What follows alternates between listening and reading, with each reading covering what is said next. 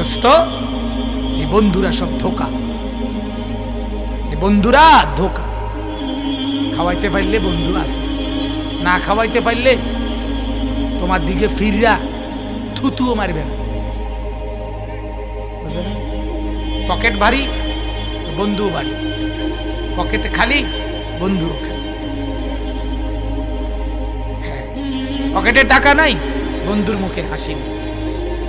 খরচ করতে পারবা না, অসভ্য মেয়ে আর তোমাকে ফোন করবে না। ধোকা ধোকা ধোকা ধোকা ধোকা দিল। আল্লাহই আসল, মদিনার রাসূল সাল্লাল্লাহু আলাইহি ওয়াসাল্লাম তিনিই আসল। দেখবেন অনেক ছেলে আছে মসজিদে জুমার দিন ইমাম সাহেব বেচারা খুব দরদ করে কষ্ট করে বয়ান করে, আর ও তার পাশের ছেলেটার সাথে সারাক্ষণ দুষ্টামি করে। সে তার এই বান্দরামিতেই ব্যস্ত।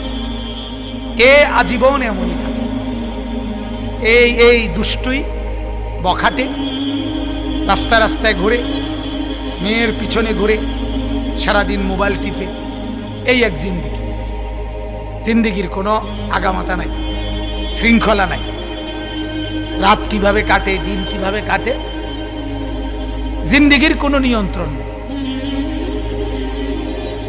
বুড়ো মানুষ যেগুলো দেখবেন আল্লাহর কোরআন মনোযোগ দিয়ে শুনে না, ওনারা সব চা দোকানে বসে আড্ডা মারে, বিড়ি খায়, বন বিস্কিট খায়, আর এই ফালতু আলাপ, পরের বদনাম, গীবত, শেকায়েত, মানুষের দোষ, এগুলো নিয়েই কথাবার্তা বলে।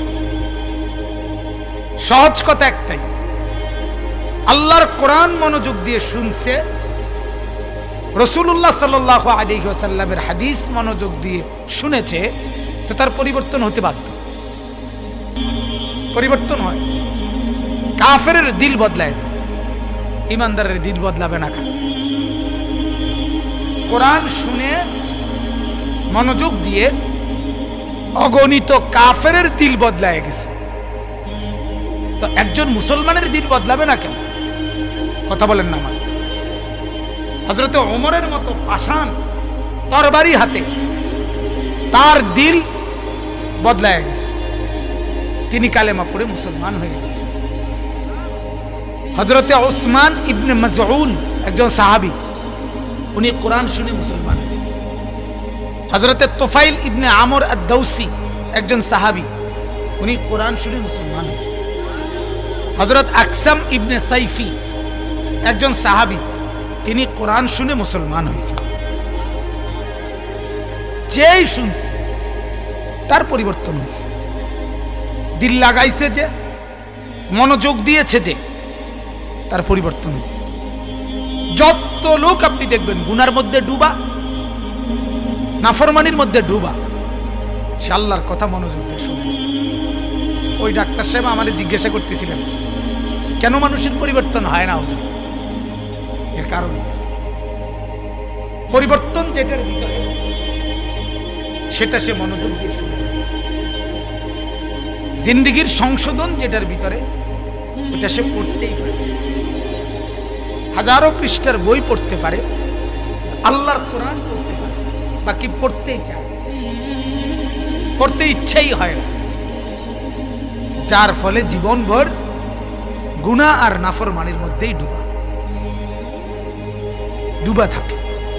সুদের লেনদেন ছাড়তে পারে না, ঘুষের লেনদেন ছাড়তে পারে না, মিথ্যা, চুরি, ডাকাতি, প্রতারণা, ধোঁকাবাজি, ওজনে কম দেওয়া ছাড়তে পারে না। কেন পারে না?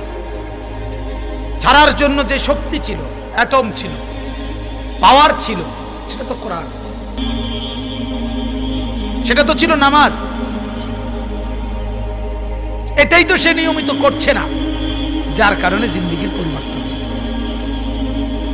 জীবনের পরিবর্তন নেই। এই জন্য মেরে মুহতারাম, আমার শ্রদ্ধেয় বড় ছোট মুরব্বী নওজোয়ান ছেলেরা, তোমাদেরকে বলি ভাইয়া, আল্লাহর কোরআন শোনা, ইসলামের কথা শোনা, ওলামায়ে কেরামের বক্তব্য বক্তব্য মনোযোগ দিয়ে শোনা ছাড়া অন্য কোনো কিছু দিয়ে জিন্দিগি ইনসানের মতো হবে না।